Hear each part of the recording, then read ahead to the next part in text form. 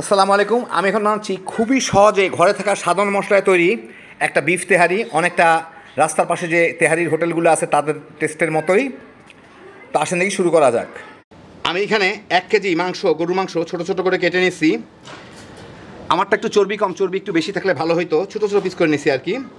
এর সাথে আমি দিব 1 চা চামচ ধনিয়ার গুঁড়া, 1 চা চামচ জিরার গুঁড়া, প্রায় 2 চা চামচ মতো গরম মশলার গুঁড়া, 1 কাপের মতো টক দই, স্বাদ মতো একটু লবণ, প্রায় 1 চা চামচের মতো দিলাম। এখন এগুলাকে আমি একটু মেখে রাখবো যতক্ষণ আমি পেঁয়াজ টিয়াজ কাটি। খুব বেশি সময় রাখার দরকার নাই, এই 8-10 মিনিট হলেই হয়ে যাবে আর কি। এর সাথে আরেকটা জিনিস দিয়ে দিব, এখানে আমি একটা জায়ফলের 3 ভাগের 1 ভাগ গুঁড়া করে রাখছি, ওইটাও এর সাথে দিয়ে দিই, তাহলে মশলাটা ভিজলে ফ্লেভারটা ভালো আসে। বাস ভালো মতো মেখে রাখলাম। এখন আমি পেঁয়াজ টিয়াজগুলো কেটে রেডি করি, তো তখন এটা ভিজতে থাক, 5-7 মিনিট যা লাগে আর কি। আমি এখানে একটা বড় সসপ্যানে আধা কাপ সরিষার তেল দিছি।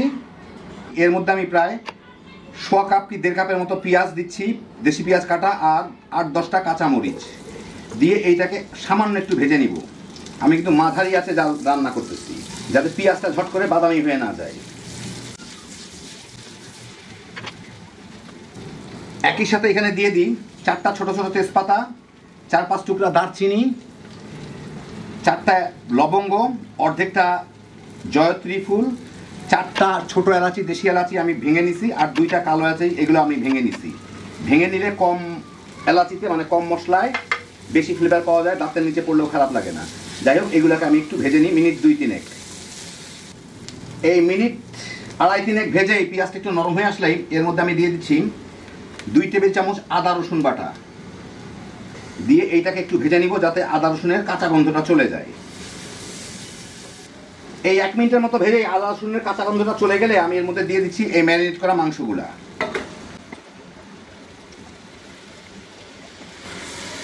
এর সাথে মিশায় ভালো মতো আমি এটাকে একটু ভুনে নিব, মানে মাংস সিদ্ধ পর্যন্ত ভুনতে হবে, মাংসর পানিতেই যাতে মাংসটা সিদ্ধ হয়ে যায়, বাকি কোনো পানি দেওয়ার দরকার হবে না বোধহয়। আমি লো আর মিডিয়াম আঁচে মাঝামাঝি এটাকে রান্না করব।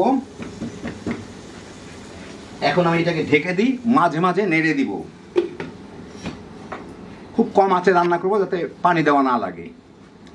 3-4 মিনিটের মধ্যেই মাংসগুলো পানি ছেড়ে দিচ্ছে। এখন এই পানির মধ্যেই আমি এগুলোকে অল্প আঁচে ভুনে সিদ্ধ করে নিব। কিছুক্ষণ পর পর তো নেড়ে দিবই।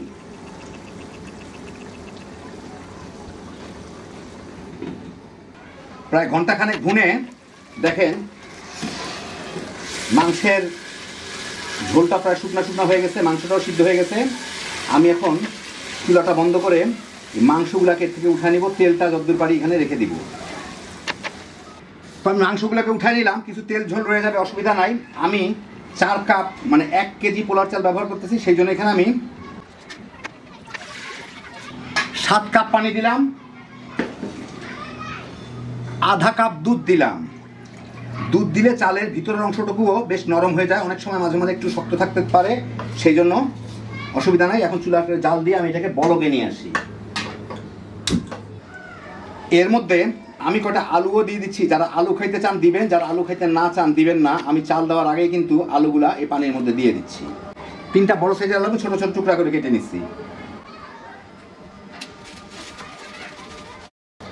আর দিয়ে দিচ্ছি স্বাদ মতো লবণ। এখন এটা ভালো মতো ফুটে উঠুক। পানিটা ভালো মতো ফুটে ওঠার পরেও 3-4 মিনিট জাল দিলাম। এখন আমি এর মধ্যে দিয়ে দিব একটু টেস্টিং সল্ট। এটা দিলে টেস্টটা ভালো হয়, যারা খাইতে চান না তারা না দিলেও হবে, কিন্তু টেস্টিং সল্ট কোনো ক্ষতিকারক না, এটা সম্বন্ধে ভুল ধারণা প্রচলিত আছে। যাই হোক, এখানে আমি 1 কেজি চাল এইমাত্র পানিটা ঝরা রাখছি ধুয়ে, ওইটা দিয়ে দিব। আমি এখানে বাংলাদেশি চিনি গুঁড়া পোলার চালটা ব্যবহার করতেছি। একটু গোলমরিচের গুঁড়া দিয়ে এইটাকে একটু মিশায় দেই, আর একই সাথে দিয়ে দিই একটু লেবুর রস। লেবু দিলে পোলাওটা বেশ ঝরঝরা থাকবে। এখন একে ঢেকে আমি মাঝারি আঁচে জাল দিব। এটা ফুটে উঠে পানিটা একটু কমে নিক। ফুটে ওঠার পরে 3-4 মিনিট জাল দিয়ে পানিটা কমে গেছে, দেখেন নিচের দিকে এগুলো গিয়ে থাকে। এখন আমি এর মধ্যে এই মাংসগুলা দিয়ে দিব, একটু ভিতর দিকে ঢুকাই দিই। খুব একটা নাড়ানাড়ি করার দরকার নাই, যা ঝোল টোল আছে চেঁচে পুছে দিয়ে দিই।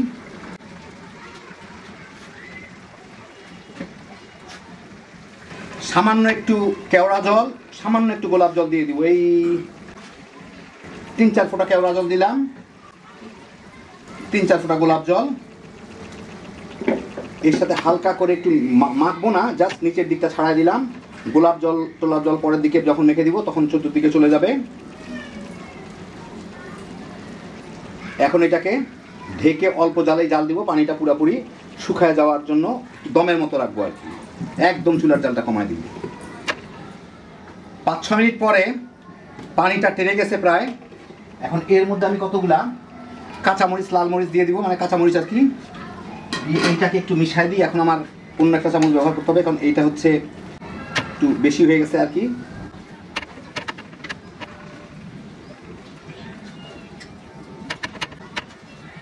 আরও 2-1 মিশাইতে হবে, খুব ভালো মতো না মিশালেও চলবে। তলের দিক থেকে খালি একটু উঠাই দিলেই হবে, তলের দিকে জাল লাগতেছে, তলের দিকটা যাতে লেগে না যায়। এখন আমি এটাকে ঢেকে আবার ওই দমেই রাখবো, মাঝখানে আরও একবার নেড়ে দিব। তো এই দেখেন আমার চুলার আঁচ একদম নিভু নিভু, এর থেকে একটু কমাইলে কিন্তু আমার চুলাটা নিভে যাবে। তো এই নিভু নিভু আছে আমি প্রায় 20 মিনিটের মতো দমে রাখবো। 15 মিনিট পরে আমি এটাকে একটু নেড়ে দিই, কারণ উপরের চালগুলা কিন্তু 2-4টা মাঝে মাঝে দেখবেন মানে সিদ্ধ হয় না। এটাকে এইভাবে উঠায়, নিচ থেকে উঠায় উপরে দিয়ে দেওয়া যায়, যেটা বাবুর্চিরা করে, একে বলে গোল করে দেওয়া। তাহলে উপরের চাল কটাও সিদ্ধ হয়ে যাবে। বাস, এখন আমি এটাকে ঢেকে রেখে দিব। চুলার জালটা কিন্তু বন্ধ করে দিছি, ঢেকে রেখে দিব 10-12 মিনিট। তারপরে আপনার আমি একটু বেড়ে দেখাচ্ছি। মাঝখানে একবার আমি নেড়ে দিতে চাইছিলাম, কিন্তু ওটার প্রয়োজন পড়ে নাই, সেই জন্য আর নেড়ে দেই নাই, এই শেষবার নাড়লাম। তো এই দেখেন হয়ে গেল আমার দারুণ মজার বিফ তেহারি। দেখলেন ঘরে থাকা খুব সাধারণ মশলা, স্পেশাল কোনো জিনিসই নাই। বাসায় যদি কোরবানির মাংস থাকে, ছুটির দিনে আরামে বাইর করে বানায় ফেলাইতে পারেন। বাচ্চা বড় সবাই মিলে তামা তামা করে খেয়ে ফেলাইবেন। খুবই সহজে তৈরি, হ্যাপি জোশের একটা আইটেম। আল্লাহ আপনাদের সবাইকে ভালো রাখুন, সুস্থ রাখুন, নিরাপদে রাখুন। ইনশাআল্লাহ বেঁচে থাকলে আবার দেখা হবে। আল্লাহ হাফিজ।